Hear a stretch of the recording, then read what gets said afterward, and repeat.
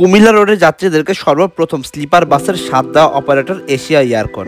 আমার জানা মতে সবচেয়ে শর্ট রুটের স্লিপার চলে শুধুমাত্র এশিয়া এয়ারকনেরই। কুমিল্লাবাসীকে একের পর এক নতুন চমক উপহার দেওয়ার লক্ষ্যেই হাজির হয় এশিয়া এয়ারকন।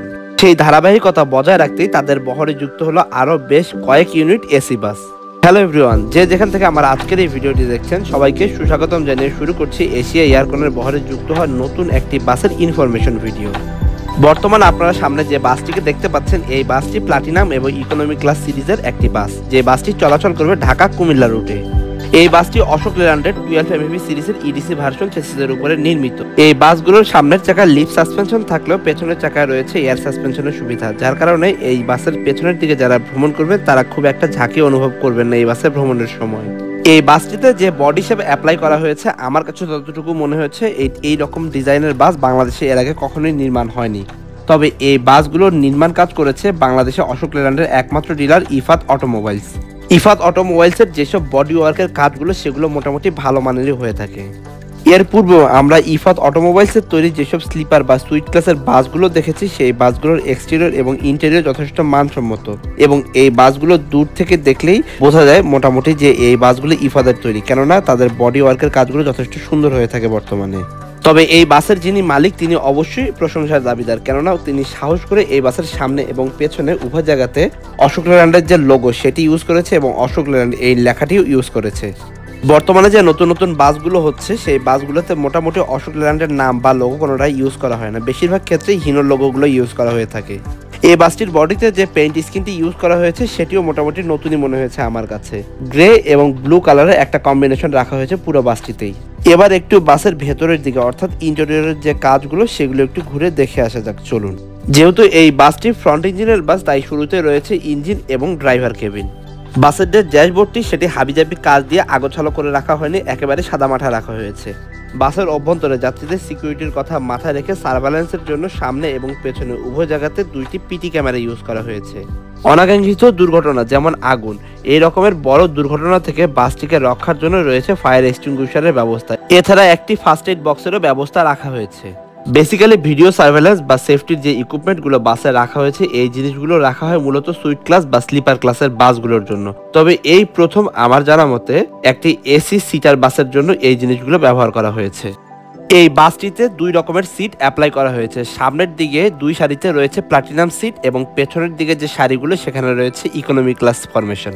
প্লাটিনামের সিটগুলো বিজনেস ক্লাস সিরিজের এবং এই সিটগুলো যথেষ্ট বড় এবং প্রত্যেক সিটের সাথে রয়েছে লেগ রেস্টের ব্যবস্থা। এবং পেছনের দিকে যে সিটগুলো রয়েছে অর্থাৎ ইকোনমি ক্লাস ফরমেশনের এই ইকোনমি ক্লাস ফরমেশনের সিটগুলোর সাথে লেগ রেস্টের কোনো ব্যবস্থা রাখা হয়নি।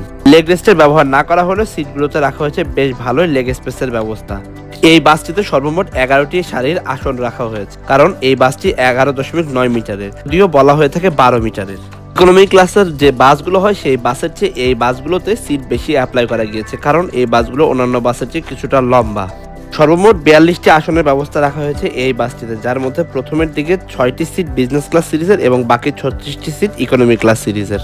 হুন্দাই বাসের যে সিটগুলো হয় অবিকল দেখতে সেম একই রকম কপি সিট নির্মাণ করা হয়েছে এই বাসের জন্য। আর্টিফিশিয়াল লেদার দ্বারা তৈরি এই বাসের সিট কভারগুলো আর্টিফিশিয়াল লেদারে তৈরি হয়, খুব একটা ভালো গ্রিপের সুব্যবস্থা নেই এই বাসের সিটগুলোতে, তবে সিটগুলো যথেষ্ট নরম। সিটগুলোর সাথে ফাইবারের নেক পিলো এবং হেডরেস্টের ব্যবস্থা রাখা হয়েছে।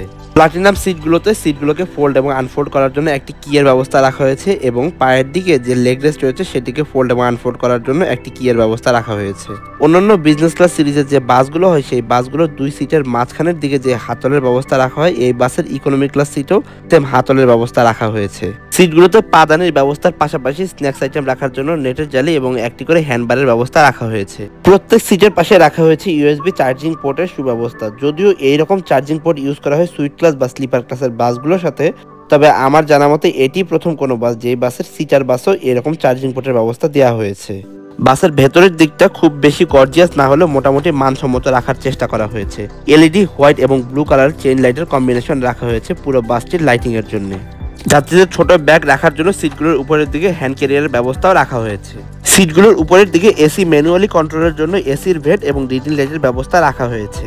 সবকিছু মিলিয়ে এই বাসের কাজ যথেষ্ট ভালো হয়েছে, তবে বেশ কিছু নতুন নতুন জিনিস অ্যাপ্লাই করা হয়েছে এরকম সিটার বাসে বাংলাদেশে এই প্রথম আমার জানা মতে। যারা ঢাকা থেকে কুমিল্লায় এই বাসটিতে ভ্রমণ করতে যান তাদের জন্য প্লাটিনাম যে সিটগুলো সেই সিটগুলোর ভাড়া 350 টাকা এবং ইকোনমি ক্লাস সিটগুলোর ভাড়া 300 টাকা বর্তমানে নির্ধারণ করা রয়েছে। এই বাসটি ছাড়াও এশিয়া এয়ারকনের বহরে যুক্ত হয়েছে 2 ইউনিট প্যাকেট স্লিপার বাস, যে বাসগুলো অশোক লেল্যান্ড 12 সিরিজের সিআরএস ভার্সন চেসিসের উপরে নির্মাণ করা হয়েছে। এই 2 ইউনিট স্লিপার বাস বর্তমানে দিনের বেলা ঢাকা কুমিল্লা রোডে যাত্রী সেবা দিলেও এই বাসগুলো রাত্রেবেলা ঢাকা কক্সবাজার রোডে যাত্রী সেবা দিয়ে যাচ্ছে। এই বাসগুলোর বর্তমানে ঢাকা কুমিল্লার ভাড়াও নির্ধারণ করা রয়েছে 350 টাকা, কারণ প্রত্যেকটি সিটি বিজনেস ক্লাস সিরিজের। এশিয়া এয়ারকনের সার্ভিস মোটামুটি ভালোই ঢাকা কুমিল্লা রোডে, তবে বছর দেড়েক পূর্বেই তারা শুধুমাত্র ঢাকা কুমিল্লা নয়, বর্তমানে ঢাকা কুমিল্লা চট্টগ্রাম কক্সবাজার পর্যন্ত যাত্রী সেবা দিয়ে যাচ্ছে ফুল স্লিপার বাস দিয়ে। তাদের বহরে যুক্ত হওয়া নতুন প্যাকেট বাসগুলো দিয়ে তারা আরো ভালো মানের যাত্রী সেবা দেবে, এই প্রত্যাশা ব্যক্ত করে আজকে আমার ভিডিওটি এখানেই শেষ করছি।